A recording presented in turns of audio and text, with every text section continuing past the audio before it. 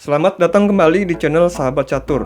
Pada video ini, kita akan membahas sebuah partai yang dimainkan pada turnamen European Youth Championship tahun 2006 antara Cyril Ponizil melawan Kirill Stupak. Partai ini termasuk partai yang singkat dengan hanya memainkan 21 langkah saja. Pada akhir permainan, akan terlihat taktik decoy yang dimainkan oleh hitam dan langsung membuat putih menyerah. Bagi kalian yang belum tahu apa itu taktik decoy, dapat menonton video saya tentang decoy di channel ini. Langsung saja kita mulai.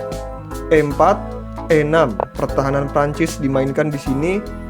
D4, D5, kuda D2, putih memainkan pertahanan Prancis variasi taras. Di sini kebanyakan hitam memainkan kuda F6 atau C5, namun hitam memilih langkah kuda C6. Kuda G F3, kuda F6, E5. Putih memilih memperluas penguasaan ruang di sayap raja dengan memajukan pion tersebut. Kuda D7, gajah E2 mempersiapkan rokade di langkah berikutnya. Hitam tidak mau terpojok di sayap raja dan berusaha mengambil napas dengan pion ke F6. E makan F6, putih menerima tawaran pertukaran pion. Hitam balas memakan dengan menteri ke F6. Kuda F1, persiapan bermanuver ke G3 ataupun E3.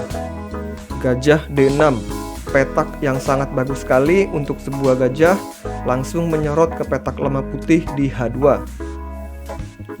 Kuda E3, memposisikan kudanya mengarah ke pusat dan bekerja sama dengan kuda di sebelahnya untuk melindungi pertahanan putih di area ini. B6, hitam akan mengembangkan gajah petak terangnya dengan fianchetto di B7 dikarenakan petak D7 dan E6 tertutup kuda dan pion. Rokade mengamankan raja.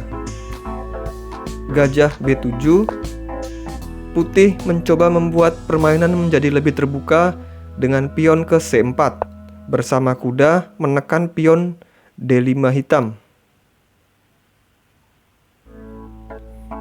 Kuda E7 bermain posisional untuk melindungi pion D5.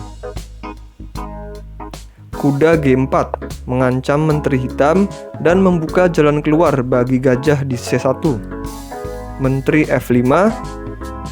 Kuda G5 berusaha membuat bingung hitam dengan pergerakan kedua kudanya. Namun langkah ini bukanlah langkah terbaik menurut Stockfish. Putih sebaiknya membawa bentengnya terlebih dahulu ke E1 untuk mengincar pion lemah E6 tanpa harus takut kehilangan kuda di G4. Karena jika menteri makan kuda G4, kuda G5, menteri hitam terancam dan pergi ke F5. Gajah G4, menteri F6, benteng makan E6, menteri F8, menteri A4,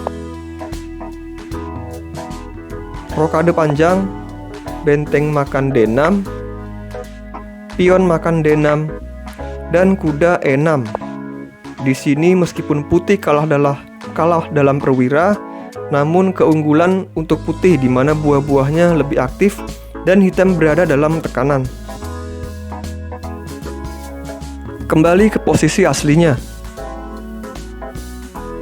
Setelah kuda ke G5, hitam mengusir kuda putih dengan H5. Kuda E5, kuda makan E5, pion makan E5, menteri makan E5, langsung mengancam skakmat pada petak H2. Dihalangi saja oleh putih dengan pion F4. Hitam mengamankan menterinya ke F6. Gajah makan H5 skak. Putih mengambil pion gratis hitam dengan skak, tetapi langkah tersebut justru membuka lajur H, di mana nantinya akan menjadi lajur yang dimanfaatkan hitam. Hitam menutupnya dengan G6. Gajah G4 bersama kuda memberi tekanan pada pion lemah E6. Gajah C5 skak. Hitam terlebih dahulu melakukan skak untuk memaksa Raja Putih ke H1 supaya berada satu lajur dengan benteng hitam di H8.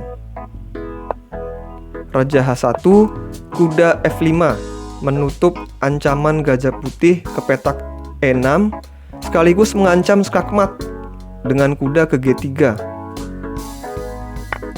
Gajah makan F5, Putih harus memakannya. Pion G makan F5, balas memakan, dan kuda makan E6. Putih melakukan teknik decoy terlebih dahulu untuk memancing Menteri Hitam memakan kuda putih. Dilanjutkan dengan benteng E1 untuk melakukan pin pada Menteri Hitam.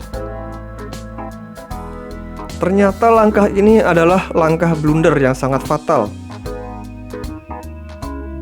Langkah terbaik Putih di sini adalah Menteri ke A4 skak, tutup dengan pion C6, benteng B1 bersiap mendorong pion lajur B, A5, dan benteng E1. Posisi ini masih bisa dibilang berimbang.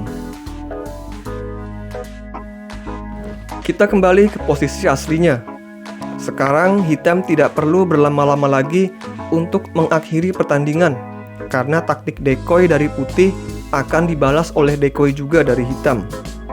Dapatkah kalian menebak langkah hitam yang merupakan taktik decoy yang bisa langsung memenangkan permainan ini? Yaitu benteng makan H2 skak. Raja Putih mau tidak mau, suka tidak suka harus memakan benteng hitam.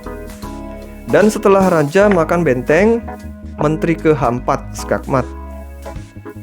Partai ini mengajarkan kita penerapan dari taktik decoy dalam permainan, di mana decoy dipakai sebagai magnet untuk menarik buah lawan ke petak yang justru membahayakannya.